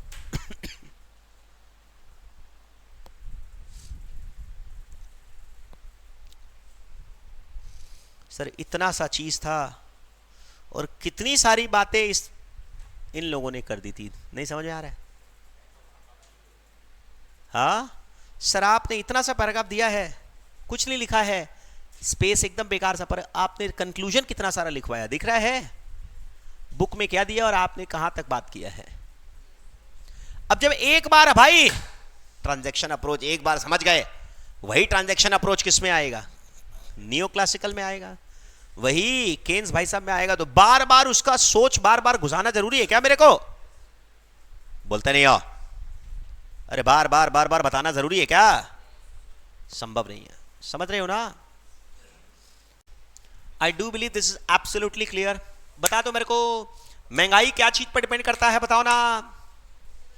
M V M dash V dash. फिर से बोलो। एम का मतलब अगर पैसा छाप कर देंगे तो महंगाई बढ़ेगा, अगर उसका वेलोसिटी बढ़ेगा, ट्रांजैक्शन बढ़ेगा, घूमेगा ज्यादा तो महंगाई बढ़ेगा, अगर क्रेडिट मनी छाप कर देंगे तो महंगाई बढ़ेगा, अगर उसका वेलोसिटी बढ़ेगा तो भी महंगाई बढ़ेगा। नहीं समझ में आया? अरे नहीं आया? बोलो ना। समझ गए कि नहीं? और उल्टा वही होगा, लिख लो इन 4 में M V M dash V dash. तो इसका मतलब लिख लो, मतलब अगर नोट ज्यादा छापेंगे या वो ज्यादा सर्कुलेट होगा, अगर नोट ज्यादा छापेंगे एम, अरे एम, नोट ज्यादा छापेंगे या वो ज्यादा सर्कुलेट होगा, क्रेडिट ज्यादा देंगे या वो ज्यादा सर्कुलेशन होगा, तो महंगाई बढ़ेगा, तो महंगाई बढ़ेगा। भाई मैं यहीं पर क्या चीज की तैयारी कर रहा हूं? फिस्कल पॉलिसी लास्ट वाला चैप्टर भी मैं यहीं से स्टार्ट कर रहा हूं। समझ रहे हो? अरे बोलना नहीं आ रहा समझ में? इकोनॉमिक्स के सब्जेक्ट में हर चीज को अलग अलग पढ़ लिए थे, परंतु अब सब जोड़कर पढ़ रहे हो। समझ पा रहे हो? मीनिंग समझ रहे हो? रट्टा मारने आए हो? एक बार फिर से बोलो, क्या बोला? हेलो, एम वी, एक बार फॉर्मूला बोलो, रट्टा मारो, रट्टा मारो। M V plus M dash V dash is equal to PT. बस इतना ही पढ़ने से नहीं होगा। ये क्या बोला? Classical approach. मनी पैसा ज्यादा छापे या वो ज्यादा घूमा, क्रेडिट ज्यादा दिया या वो ज्यादा घूमा, तो महंगाई बढ़ेगा। ये काम की लाइन है, सबसे महत्वपूर्ण लाइन इस पूरे चैप्टर में, सॉरी इस पूरी थ्योरी की ये सबसे इंपॉर्टेंट लाइन है। फॉर्मूला सबको याद आ जाता है, पर उसका इंटरप्रिटेशन पे ऑब्जेक्टिव बनेगा ना। अगर तुमसे पूछेगा अरे भाई क्लासिकल अप्रोच के अनुसार महंगाई क्या चीज पर डिपेंड करता है, बताओ। 4 चीज पर। क्या क्या चीज पर? M, V, M dash, V dash. मतलब बोलो। एम का मतलब नोट ज्यादा छापा। फिर से बोलो। एम का मतलब नोट का मतलब सिक्का भी यार। नोट का मतलब सिक्का ज्यादा छापा, या वेलोसिटी ज्यादा हुआ, या क्रेडिट ज्यादा दिया, या उसका वेलोसिटी ज्यादा हुआ, तो महंगाई बढ़ेगा। समझ में आया कि नहीं? नहीं आया? I do believe this is absolutely wonderfully clear now. Sure? Good. ये था क्लासिकल अप्रोच। क्या था? चलो एक बार फॉर्मूला बोल दो, जल्दी जल्दी फॉर्मूला बोलो। ये मनी क्लासिकल अप्रोच क्या बोला? मनी जो है वो क्या चीज के लिए चाहिए? Transaction purpose. फिर से बोलो, क्या चीज के लिए? जितना पैसा कमाते हैं सारा खर्च कर देते हैं। फिर से बोलो, जितना पैसा कमाते हैं सारा खर्च कर। Money is only demanded for transaction purpose, यही इसका अजम्पशन है, और मेरा वचन ही मेरा शासन है। फिर से बोलो, मेरा अजम्पशन ही मेरा क्रिटिसिज्म है। फिर से बोलो, क्या बोला? जब भी मैं ऐसे कर लूंगा शिवगामिनी का स्टाइल से, तो क्या बोलेंगे? मेरा अजम्पशन ही मेरा क्रिटिसिज्म है। इसको थोड़ा हद तक सॉल्व किया किसने? नियो क्लासिकल या कैम्ब्रिज अप्रोच। फिर से बोलो, किसने? नियो क्लासिकल या फिर कैम्ब्रिज अप्रोच। फिर से बोलो, किसने? नियो क्लासिकल या फिर कैम्ब्रिज अप्रोच। उसने बोला, थोड़ा सा घुमा कर बोला। उसने बोला, थोड़ा सा घुमा कर बोला। अरे सुनेगा? Money is demanded for 2 purpose. ऐसे नहीं बोला वो। Money is demanded for 2 purpose. एक ट्रांजैक्शन पर्पस और एक प्रिकॉशनरी पर्पस। फिर से बोलो, क्या बोला? ट्रांजैक्शन पर्पस, सामान गुड्स एंड सर्विसेज खरीदने के लिए, और प्रिकॉशनरी। ऐसा वर्ड यूज नहीं किया रे, ऐसा शब्द यूज नहीं किया। होता क्या है? उसने बोला कि money increases utility by enabling. ये दोनों का मतलब क्या? मतलब समझो, मैसेज समझो क्या बोलना चाहता है ये भाई साहब। नियो क्लासिकल अप्रोच या कैश बैलेंस अप्रोच या कैम्ब्रिज अप्रोच, इसमें एल्फ्रेड मार्शल, एसीपी गो, डीएच रॉबर्टसन और जेएम केन्स, केन्स भी काफी हद तक इसके अंदर में इन्वॉल्व था। उसने बोला कि भाई कोई भी आदमी जो है या व्यापारी जो है वो पहले सामान खरीदता है और उसके बाद सामान बेचता है। फिर से बोलो, सामान बेचता है और सामान खरीदता है, पर बेचने और खरीदने में बीच में गैप भी होता है, टाइम गैप होता है। तो वहां पर हम लोग हाथ में स्टोर भी करते हैं, वो होता है प्रिकॉशनरी पर्पस। दोनों पॉइंट एक दूसरे से कनेक्टेड है रे, दोनों पॉइंट एक दूसरे से कुछ हद तक कनेक्टेड है, पूरे हद तक नहीं। मतलब ट्रांजैक्शन अप्रोच और प्रिकॉशनरी अप्रोच ऐसे नहीं होता है। वो ऐसा वर्ड यूज नहीं किया ट्रांजैक्शन अप्रोच प्रिकॉशनरी, ये हम लोग साधारण भाषा में लोग समझाते हैं। इवन ऑब्जेक्टिव तुमको ऐसी दे देगा, इवन इंस्टीट्यूट के लोग भी कई बार ऐसी समझ लेते हैं। अरे ऐसा नहीं बोला वो। मनी जो है वो 2 चीजों के लिए चाहिए। पहला, सामान खरीदने बेचने के लिए चाहिए, और दूसरा, सामान खरीदने बेचने में जो टाइम गैप होता है ना, मैंने माल बेचा, मैंने माल खरीदा और मैं बेचूंगा, उसके बीच में मेरे को अपना हाथ में कुछ कैश चाहिए, उसको बोलते हैं प्रिकॉशनरी मोटिव। उसको क्या बोलते हैं? Precautionary motive. Hedge against uncertainty. फिर से बोलो, क्या बोलते हैं? Hedge against uncertainty. वो जो टाइम गैप को पूरा करने के लिए माल बेचूंगा, उससे जो पैसा आएगा, और माल खरीदने में जो पैसा देना पड़ेगा, वहां पर जब बीच में टाइम गैप होगा, उस समय मेरे को अपना अनसर्टेनिटी को पूरा करने के लिए मेरे को कुछ पैसा चाहिए। तो 2 तरह की चीजों के लिए मेरे को पैसा चाहिए। क्या क्या 2 तरह की चीजों के लिए बोलो ना? ट्रांजैक्शन पर्पस और प्रिकॉशनरी पर्पस। ट्रांजैक्शन करूंगा तो बीच में जो परचेज सेल के बीच में जो टाइम गैप होगा, वहां पर मेरे को कैश रखना पड़ेगा। That is hedge against uncertainty, store of wealth के लिए। क्या बोला मैंने? तुमको समझ में आया कि नहीं? अरे मेरे को आवाज नहीं आ रहा, बोलो यार। तो ये बोलता है कि डिमांड फॉर मनी जो है वो 2 चीजों पर डिपेंड करती है। एक तुम्हारी कमाई पर। फिर से बोलो, क्या चीज पर? तुम्हारी इनकम पर। फिर से बोलो, क्या चीज पर? फिर से बोलो, क्या चीज पर? इनकम पर। नहीं समझ में आया? एक तो डिपेंड करती है इनकम पर, और दूसरी डिपेंड करती है, एक वर्ड दिया उसने के, फिर से बोलो क्या चीज दिया, के। ये के क्या है? तुम अपनी कमाई का कितना पैसा अपने हाथ में रखना चाहते हो, कितनी कमाई का अपना कितना पैसा अपने हाथ में रखना चाहते हो, इसके ऊपर लिख लो। लिखो, समझ में नहीं आएगा नहीं तुम।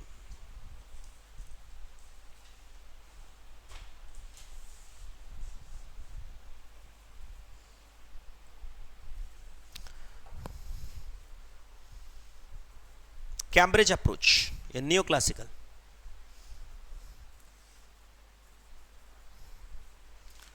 यहां पर demand for money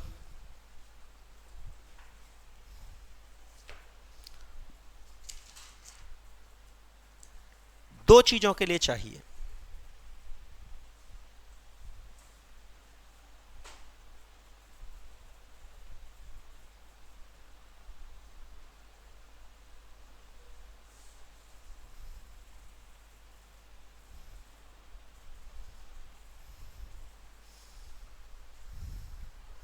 number one, transaction purpose. Number one, transaction purpose.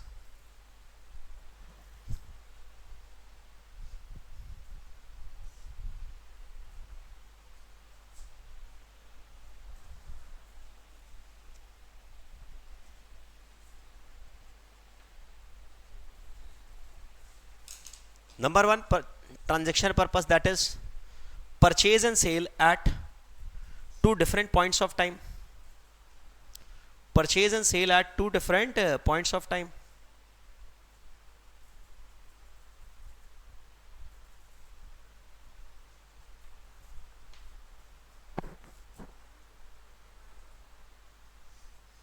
Purchase sale at two different points of time.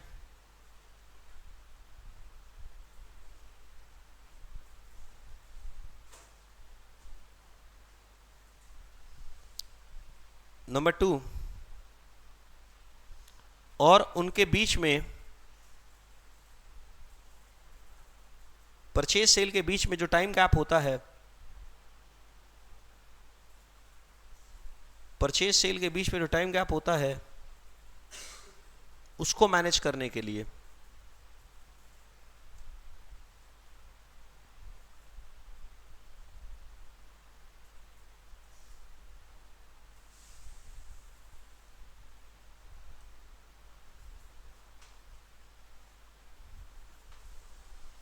उसके बीच में जो टाइम गैप होता है उसको मैनेज करने के लिए लिखा।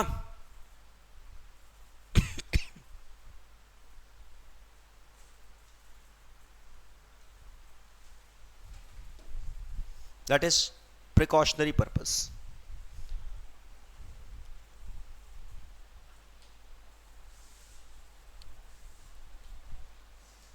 लिखा,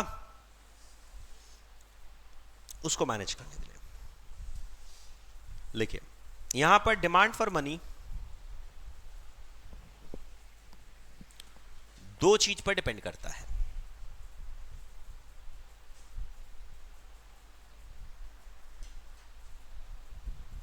पहला, नंबर वन, प्राइस लेवल।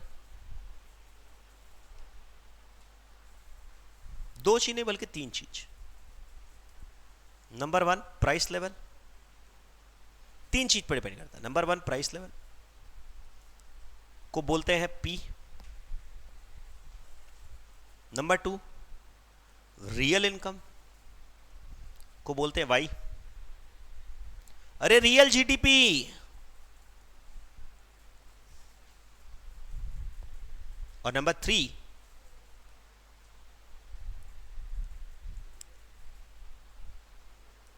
के। तुम अपनी नॉमिनल इनकम का कितना परसेंट पैसा अपने हाथ में रखना चाहते हो, लिखो। अपनी नॉमिनल इनकम का, अपनी नॉमिनल इनकम का कितना परसेंट पैसा, के का मतलब लिख रहे, अपनी नॉमिनल इनकम का कितना परसेंट पैसा हाथ में कैश रखना चाहते हो, हाथ में कैश रखना चाहते हो, हाथ में कैश रखना चाहते हो। सुनो, चार सिंबल सुनो। P का मतलब क्या है? Price level. Y का मतलब रियल इनकम, रियल जीडीपी। फिर से बोलो क्या चीज? अरे फिर से बोलो क्या चीज? Real GDP. अरे फिर से बोलो क्या चीज? Real GDP. Am I clear in this? नहीं आया? रियल जीडीपी मतलब कितना गुड्स एंड सर्विसेज खरीद सकते हो। GDP at constant prices. फिर से बोलो GDP at constant prices. Real income, उन दोनों को मल्टीप्लाई कर दोगे तब आएगा नॉमिनल इनकम। फिर से बोलो तब क्या आएगा? Nominal income. मतलब अगर मान लो लास्ट ईयर की रियल इनकम थी 100 रुपया, परंतु इस साल मान लो लास्ट ईयर की रियल इनकम थी 1 लाख रुपया, परंतु इस साल 10% प्राइस बढ़ चुका है, तो मतलब इस साल कितना हो चुकी है? 1,10,000।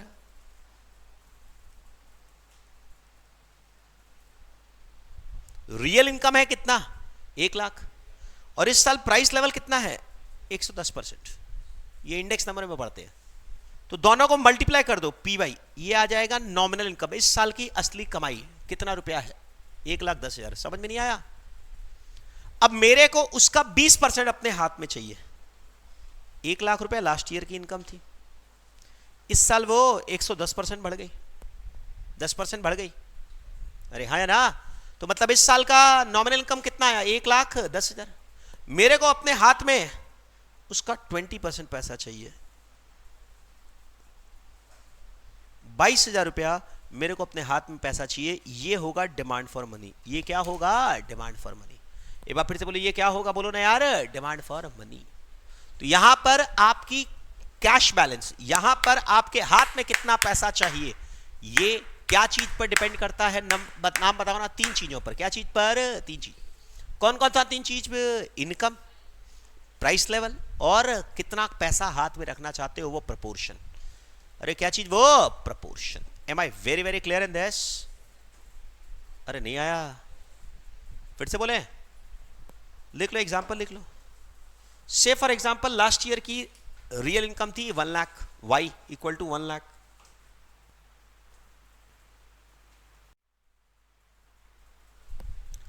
लास्ट ईयर की रियल इनकम थी 1 लाख,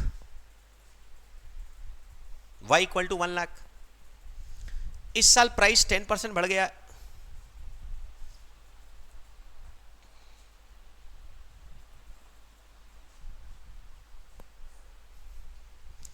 इस साल प्राइस कितना परसेंट? 10% बढ़ गया। P equal to 110%, 1.10। P equal to 1.10, P equal to 1.10, 110%। नहीं आया?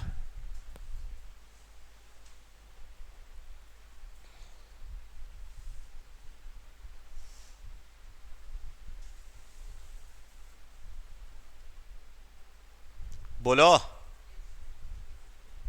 नहीं आया समझ में? और K लिख लो। K का मतलब क्या चीज?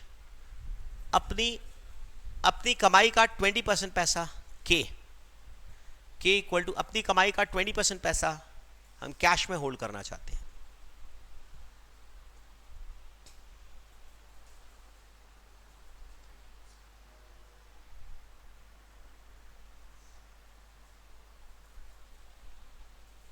हम अपनी कमाई का 20% पैसा कैश में होल्ड करना चाहते हैं। तो डिमांड फॉर मनी क्या होगा? फटाफट बताओ ना। आवाज नहीं आया? डिमांड फॉर मनी क्या होगा? MD equal to KPY, MD equal to K into P into Y।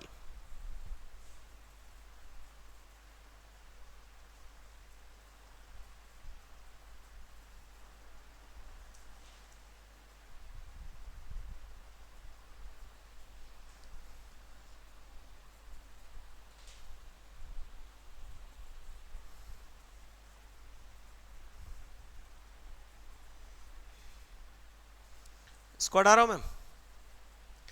ये असल में ट्रांजैक्शन अप्रोच को ही फोकस करता है, प्रिकॉशनरी अप्रोच को फोकस नहीं करता। ये क्या बोलता है? पैसा मेरे को क्यों चाहिए अपने हाथ में? क्योंकि परचेज और सेल करता हूं मैं अलग अलग टाइम पर, उसके लिए बीच में मैंने सेल कर दिया, परंतु उसका पैसा थोड़ा दिन के बाद आएगा, परचेज करने के लिए पैसा भी चाहिए, बस उसी टाइम गैप के लिए मेरे को पैसा रखना है अपने हाथ में, और कोई चीज के लिए पैसा अपने हाथ में रखना नहीं है। तो ये जो के है ना, वो टाइम गैप की बात कर रहा है।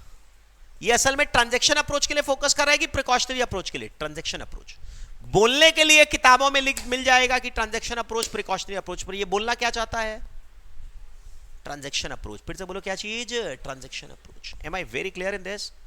अब इसकी प्रॉब्लम क्या थी? इसकी प्रॉब्लम ये थी कि ये सिर्फ और सिर्फ ट्रांजैक्शन अप्रोच पर फोकस किया, प्रिकॉशनरी अप्रोच पर भी फोकस नहीं किया। अरे सर ये तो बोला ना अपने हाथ में रखना। अरे क्या चीज के लिए अपने हाथ में रखना है? कि परचेज अलग डेट पर होता है, सेल अलग डेट पर होता है, पैसा आता कभी अलग डेट पर है, जाता कभी अलग डेट पर है, तो बीच में मेरे को अपने हाथ में रखना पड़ता है जब मेरे को पैसा जरूरत पड़ जाए पेमेंट करने के लिए। तो सोच सकते हो प्रिकॉशनरी अप्रोच, परंतु पूरा हद तक प्रिकॉशनरी अप्रोच पर फोकस नहीं किया, ट्रांजैक्शन अप्रोच पर फोकस किया। समझ में आ रहा है मैंने क्या कहा? अरे बोलो ना, नहीं समझ में आया? दूसरी इसकी प्रॉब्लम ये थी कि ये सिर्फ डिमांड फॉर मनी पर फोकस किया, सप्लाई ऑफ मनी के बारे में बात ही नहीं किया। रे ये सप्लाई ऑफ मनी के बारे में ये बात किया ही नहीं, ये डिमांड फॉर मनी पर ही बात करके छोड़ दिया, इक्विलिब्रियम तक पहुंचा ही नहीं। लिख लो सेल्फ नोट, हिंदी में लिख लो, ये सिर्फ मनी डिमांड पर क्रिटिसिज्म्स, ये सिर्फ डिमांड पर फोकस करता है, डिमांड ऑफ मनी पर फोकस करता है।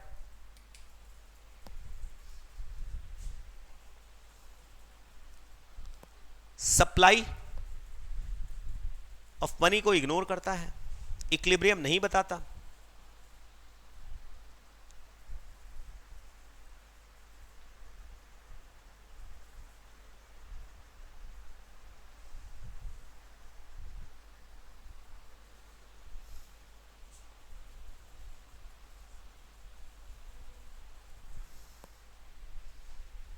अरे हटाना, सप्लाई पर फोकस नहीं करता, इक्विलिब्रियम नहीं बताता। अच्छा दूसरा बात, ये सिर्फ ट्रांजैक्शन अप्रोच पर फोकस, लिख लो, ये बोलता है पैसे की डिमांड सिर्फ ट्रांजैक्शन पर्पस के लिए चाहिए।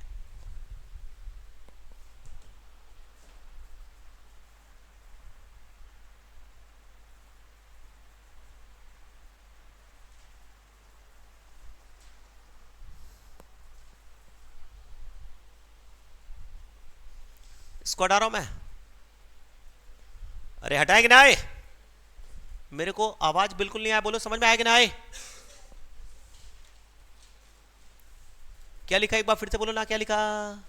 ये सिर्फ डिमांड पर फोकस कर रहा है, सप्लाई पर फोकस नहीं करता, और इक्विलिब्रियम की बात नहीं करता। और ये सिर्फ क्या चीज की बात करता है? Transaction purpose. सर ये प्रिकॉशनरी, अरे प्रिकॉशनरी तो क्या बोला? ये परचेज करना अलग डेट पर, सेल करना अलग डेट पर है, उसके लिए मेरे को मनी चाहिए, तो मनी अपने लिए चाहिए, मतलब money is required for monetary purpose, nothing else. कोई सेफ्टी पर्पस के लिए नहीं कि कलेक्शन करेंगे अलग डेट पर, पेमेंट करेंगे आज का आज, तो उसके लिए पैसा चाहिए। रिस्क के लिए पैसा नहीं चाहिए, रिस्क के लिए पैसा नहीं चाहिए। तो don't think that this is precautionary approach, this is does not focus on precautionary approach. समझ में आ रहा है? तो कई जगह पर, अरे हेलो, कई जगह पर बोलेगा कैम्ब्रिज अप्रोच जो है वो सिर्फ ट्रांजैक्शन अप्रोच पर फोकस करता है, कई जगह बोलेगा ट्रांजैक्शन और प्रिकॉशनरी पर फोकस करता है, क्योंकि जो क्वेश्चन पूछने वाला है उसको खुद को नहीं मालूम है लिखता क्या है, ट्रांजैक्शन अप्रोच और प्रिकॉशनरी अप्रोच, पर उसको समझ ही नहीं पाता है वो बोलना क्या चाहता है। अरे वो बोलना क्या चाहता है वो समझ ही नहीं पाता है। वो लोग ट्रांजैक्शन और प्रिकॉशनरी को देख लिया, परंतु उसका मतलब नहीं समझा। मतलब क्या है? परचेज करेंगे अलग डेट पर, सेल करेंगे अलग डेट पर, पैसा मिलेगा अलग डेट पर, पैसा देना पड़ेगा अलग डेट पर, तो उसके बीच में जो टाइम गैप है उसके लिए पैसा चाहिए, रिस्क के लिए पैसा नहीं चाहिए। मेरी बात समझ रहे हो? ये इसकी प्रॉब्लम है। चल, am I very clear in this? बोलो ना। तुम्हारे इंस्टीट्यूट के स्टडी मॉडल में भी यही बोला हुआ है। कहीं पर लिखा हुआ है क्या? रिस्क के लिए पैसा चाहिए, कहीं पर बोला सिर्फ ट्रांजैक्शन पर्पस के लिए फोकस करता है। अरे क्या बोलना क्या चाहता है यार? ये समझ नहीं पाए हैं लोग, इंस्टीट्यूट के लोग भी समझ नहीं पाए इस थ्योरी को। Are you understanding this? मतलब सब अधूरा खिंचपीच करके छोड़ दिया ये थ्योरी।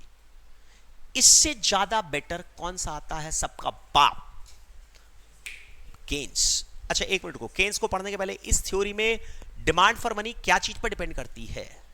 तीन चीज, नाम बताओ कौन कौन सा? प्राइस लेवल, रियल इनकम और के मतलब कितना प्रोपोर्शन हाथ में रखना चाहते हैं। अच्छा, इसमें एक और सिंबल मैं आपको बता दूं, पीवाई का मतलब होता है नॉमिनल इनकम। लिख लो, पीवाई का मतलब नॉमिनल इनकम। लिख लो, पीवाई का मतलब नॉमिनल इनकम और वाई का मतलब रियल इनकम। पीवाई का मतलब नॉमिनल इनकम। अरे लास्ट ईयर की 1 लाख थी, इस साल 10% बढ़ गया, इस साल 1,10,000 बन गया। अरे बोलो, समझ में आया कि नहीं आए? अरे हाँ या ना? मेरे को आवाज बिल्कुल नहीं आया, बोलो क्लियर हुआ कि नहीं आए? थोड़ा सा डाउट, हल्का फुल्का डाउट है? अरे हाँ या ना तो बोलो, पक्का? That is the meaning of this simple concept. मेरे को लग रहा है एकदम पूरा अच्छी तरह से क्लियर हो गया ये सब कुछ, अच्छी तरह से एकदम परफेक्टली ऑल राइट ना? बोलो ना यार। चलो बहुत बढ़िया। परंतु इसका सबका बाप निकला कौन? केन्स। केन्स क्या बोला? Money is demanded for 3 purpose. फिर से बोलो, और ये क्लियर बात किया। Money is demanded for 3 purpose. नाम बताओ कौन कौन सा? एकदम क्लियर सीना ठोक के बोला। क्या बोला? ट्रांजैक्शन मोटिव, प्रिकॉशनरी मोटिव और स्पेकुलेटिव मोटिव। फिर से बोलो, क्या बोला? ट्रांजैक्शन मोटिव, प्रिकॉशनरी मोटिव और speculative motive. Am I very clear in this? फिर से बोले, पहला बोला कि मनी जो है वो ट्रांजैक्शन पर्पस के लिए चाहिए। क्या पर्पस के लिए? ट्रांजैक्शन, सामान खरीदने बेचने, बेचने खरीदने, खरीदने बेचने, बेचने खरीदने के लिए चाहिए। दूसरा बोला अनसर्टेनिटी के लिए, अगेंस्ट में चाहिए। और तीसरा स्पेकुलेशन के लिए चाहिए। क्या चीज के लिए? स्पेकुलेशन का क्या मतलब होता है सर? अगर मेरे को इमीडिएट अगर कोई अपॉर्चुनिटी मिल जाए, अगर मेरे को इमीडिएट कोई अपॉर्चुनिटी मिल जाए तो हम उसको इनकैश करवा सकते हैं। मान लो एक आईपीओ आने वाले जिसमें मेरे को मालूम है कि अच्छा खासा रिटर्न मिलेगा, तो मैं उसमें पैसा लगा दिया। अब जैसे अभी टाटा टेक का आईपीओ आया था दिसंबर मंथ में 2023 में, 500 रुपए में कंपनी ने शेयर इशू किया था। आईपीओ का लिस्टिंग हुआ 1400 रुपए में, फर्स्ट डे ही 1400 रुपए पहुंच गया था। That was immediate returns, immediate 10% के आसपास, 16% के आसपास रिटर्न मिल जाता है। अब तुम मत पूछना कि सर 16% कैसे हुआ, वो मत पूछना, ये तो डबल हो गया पैसा। डबल नहीं हुआ, 16% रिटर्न ही मिलता है, क्योंकि आपको आईपीओ में फुल अलॉटमेंट नहीं हुआ था ना, ओवर सब्सक्रिप्शन था 16 टाइम्स का, तो ये फर्क है। आपको बात समझ में आ रहा है मैंने क्या कहा? खैर छोड़ो। अगर आपको स्पेकुलेशन पर्पस के लिए अगर सस्ता में लग रहा है, अरे हमारी कंपनी में हम लोग को लोहा चाहिए, अभी सस्ता में मिल रहा है, उठा के रख लो, जल्दी नहीं होगा तो बेच देंगे, सल्टा देंगे थोड़ा दिन के बाद, स्पेकुलेशन पर्पस के लिए। क्या पर्पस के लिए? स्पेकुलेशन। तो यहां पर केन्स ने बोला मनी कितने चीजों के लिए चाहिए? मनी जो आप हाथ में रखते हैं कितनी चीजों के लिए चाहिए? 3। क्या पर्पस के लिए? ट्रांजैक्शन पर्पस, प्रिकॉशनरी पर्पस और स्पेकुलेशन पर्पस। फिर से बोले कौन कौन सा? ट्रांजैक्शन पर्पस, प्रिकॉशनरी पर्पस और स्पेकुलेशन पर्पस। तो सर पहला वाला जो है ना, ये एकदम कॉमन सेंस की बात कर रहा है यार। सारी चीजें अब एक्सटेंड होती जा रही है, सारी चीजें अब कॉपी होती जा रही है। पहला बोला ट्रांजैक्शन पर्पस। फिर से बोलो, क्या बोला? खाली सिंबल चेंज किया है रे, कुछ नहीं आनी आनी है। ये बोलता है कि आपकी पैसों की जरूरत, जो हाथ में कितना पैसा रखते हैं, वो 2 चीजों पर डिपेंड करता है, के और वाई। यहां पर वाई का मतलब ओ हो वाई का मतलब नॉमिनल इनकम है। उधर में वाई का मतलब क्या था? Real income. पीवाई का मतलब नॉमिनल इनकम। यहां पर ये लोग क्या बोल रहा है? वाई का मतलब nominal income, earnings. Transaction purpose के लिए आपको पैसा चाहिए के इंटू वाई। फिर से बोलो, क्या? के इंटू वाई। फिर से बोलो, क्या? के इंटू वाई। वाई का मतलब है इनकम, नॉमिनल इनकम। वाई का मतलब नॉमिनल इनकम। और के का मतलब है कमाई का कितना % पैसा आप अपने हाथ में रखते हो ट्रांजैक्शन पर्पस के लिए। कमाई का कितना % पैसा अपने हाथ में रखते हो, क्या चीज के लिए? ट्रांजैक्शन पर्पस के लिए। Am I very clear in this? नहीं समझ में आया? तो यहां पर डिमांड फॉर मनी क्या चीज पर डिपेंड करती है? कमाई पर। क्या चीज पर? कमाई पर। क्या चीज पर? कमाई। आपको बात नहीं समझ में आ रहा है? नहीं आ रहा समझ में? परंतु सिर्फ कमाई पर डिपेंड नहीं करती, आपकी पर्सनल हैबिट पर भी डिपेंड करती है। अगर कोई आदमी खर्चा ज्यादा करता है तो अपने हाथ में कैश ज्यादा रखिएगा। कमाई ज्यादा है और कोई आदमी खर्चा कम करता है, नहीं समझे? कमाई ज्यादा है पर वो खर्चा कम करता है, तो उसके लिए डिमांड फॉर मनी कम होगा। कमाई कम है पर वो खर्चा ज्यादा करता है, वो के, वो क्या है ये के। समझ में नहीं आया के का मतलब? तुम कमाते हो ज्यादा परंतु तुम्हारी आदत है 80% खर्चा करने की। एक तरह से के का मतलब तुम मन में समझो एमपीसी है रही है। नहीं एग्जैक्ट नहीं है MPC, marginal propensity to consume, वो नहीं है, एग्जैक्ट नहीं है, मत लिखना, पर समझाने की बात कर रहा हूं मैं। तुम अपनी कमाई का कितना % खर्चा करते हो? एक आदमी बहुत ज्यादा कमाता है 90% खर्चा कर देता है, एक आदमी बहुत ज्यादा कमाता है 20% खर्चा करता है। समझ में नहीं आया? अरे हाँ या ना? तो के का मतलब वो 90 और 20% है। अपनी कमाई का कितना % पैसा तुम खर्चा करते हो, एक तरह से ये बोल रही है। के मतलब sort of MPC, I should not से एमपीसी, बस समझाने के लिए बोल रहा हूं, परसेंटेज में एक्सप्रेस किया गया। अभी भी नहीं आया मैंने क्या कहा? अरे बोलना। ये होता है ट्रांजैक्शन पर्पस। क्या होता है? Transaction purpose. दूसरा प्रिकॉशनरी पर्पस के लिए भाई साहब फॉर्मूला नहीं दिया, ये बोला ये तुम्हारे बिहेवियर पर डिपेंड करता है। क्या चीज पर? तुम्हारे बिहेवियर। अगर एक ऑप्टिमिस्ट आदमी होगा तो वो कैश कम रखेगा, पेसिमिस्ट आदमी होगा तो वो कैश ज्यादा रखेगा। समझ में नहीं आ रहा ऑप्टिमिस्ट पेसिमिस्ट का मतलब? अगर तुमको लगता है सब कुछ सही है यार, कोई टेंशन की बात नहीं है, जो चल रहा है वो सब कुछ सही चलेगा, तो तुम पैसा कम रखोगे ना अपने हाथ में, रिस्क कम है तुम्हारे। और अगर तुम थोड़े पेसिमिस्ट हो तो तुम क्या करोगे? अपने हाथ में कैश थोड़ा ज्यादा रखोगे कि कम रखोगे? ज्यादा रखोगे। Are you very clearly understanding this? नहीं आ लग रहा है। तो डोंट यू थिंक दैट यहां पर भी पर्सनल बिहेवियर के ऊपर डिपेंड करता है डिमांड? ये के क्या है? बिहेवियर ही तो है एक, और यहां पर तो भयंकर रूप से बिहेवियर है। अभी मैंने क्या कहा? मेरे को लिखवाना होगा, चिंता मत करो, थोड़ा पेशेंस रख के लिखवाऊंगा, एक बार में नहीं लिखवाऊंगा। इसके अलावा हरे भाई पॉलिटिकल फैक्टर के ऊपर में भी डिमांड फॉर मनी डिपेंड करता है। ये प्रिकॉशनरी मोटिव। क्या चीज के ऊपर?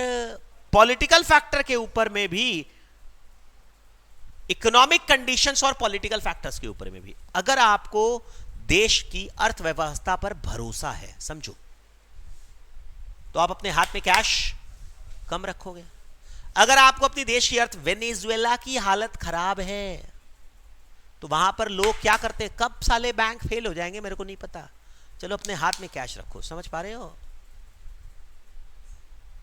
अब बात उठता है कैश का वैल्यू ऐसे ही खत्म हो जाएगा। जिम्बाब्वे के अंदर में सरकार ने करेंसी कैंसिल कर दिया। जिम्बाब्वे, जानते हो जिम्बाब्वे? किसी जमाने में क्रिकेट टीम हुआ करता था, अभी है परंतु खेलता नहीं है ना। देखा है जिम्बाब्वे के साथ मैच, क्योंकि इकोनॉमी हालत खराब। देखा है क्या इन दिनों में 4-5 सालों से? क्योंकि इकोनॉमी खत्म हो रही है उसकी, इस गेम ओवर फॉर जिम्बाब्वे। तो वहां पर यूएस डॉलर चलने लग गया, जिम्बाब्वियन डॉलर चलता था वो खत्म हो गया, सरकार ने करेंसी कैंसिल कर दी। 400-500% इन्फ्लेशन साल का, फिर एक टाइम पर 1-1 लाख % इन्फ्लेशन। मतलब आप $100 है, 100 रुपया समझाने के लिए, 100 रुपया में सामान खरीद रहे हो, कल जाओगे 500 रुपये में मिलेगा वही सामान, परसों जाओगे तो 2 लाख रुपए में मिलेगा। डेली का इन्फ्लेशन 1000%, 5000% डेली का। साल का इन्फ्लेशन का कोई कैलकुलेशन ही नहीं है। फिर सरकार ने क्या किया? सरकार ने करेंसी भयंकर बढ़ा दी और फिर लास्ट में बोला 6 जीरो हटा रहे हम करेंसी से। करेंसी से 6 जीरो हम नहीं समझ रहे हो? अरे सामान का दाम इतना महंगा हो गया कि कैलकुलेट करने वाला बोलता है यार बिलियंस का नोट लेकर चल रहे हैं हम, 100 करोड़ बिलियन डॉलर का जिम्बाब्वे डॉलर का नोट लेकर चल रहे हैं। तो सरकार बोली कैलकुलेट नहीं कर पा रहे लोग आदमी, तो बोला 6 जीरो को हटा दो और फिर कुछ दिन के बाद बोले ये करेंसी को हटा दो। कोई सरकार कुछ नहीं। आपको मेरी बात समझ में आ रही है मैंने क्या कहा? तो अगर वैसे देश में अगर आप रहते हैं, पॉलिटिकल अनसर्टेनिटी, इकोनॉमिक कंडीशन गड़बड़ है, तो वहां पर डिमांड फॉर मनी अलग होगा ना। लोग बोलेंगे साला हम बैंक में पैसा जमा कराएंगे, कल बैंक में जाएंगे मेरा पैसा नहीं देगा, या तो बैंक फेल हो जाएगा या फिर बैंक फेल नहीं होगा, बैंक सरकार खाली बोलने के लिए चल रहा है पर पैसा तो दे नहीं पाएगा। तो इसके ऊपर में भी तो डिमांड फॉर मनी डिपेंड करेगी ना। मेरे को लग रहा नहीं आया बेबी। ये बोलता है precautionary motive. Am I very clear in this? Speculative motive हम आपको भी समझा नहीं पाएंगे, it will take hell lot of time. मजेदार कंसेप्ट है एकदम। वैल्यूएशन ऑफ बॉन्ड का कंसेप्ट है यहां पर। क्या चीज का? वैल्यूएशन ऑफ बॉन्ड्स का, वैल्यूएशन ऑफ बॉन्ड्स का कंसेप्ट है। समझ गए ना? इसको हम पढ़ाएंगे लिखवाएंगे थोड़ी देर के बाद। चल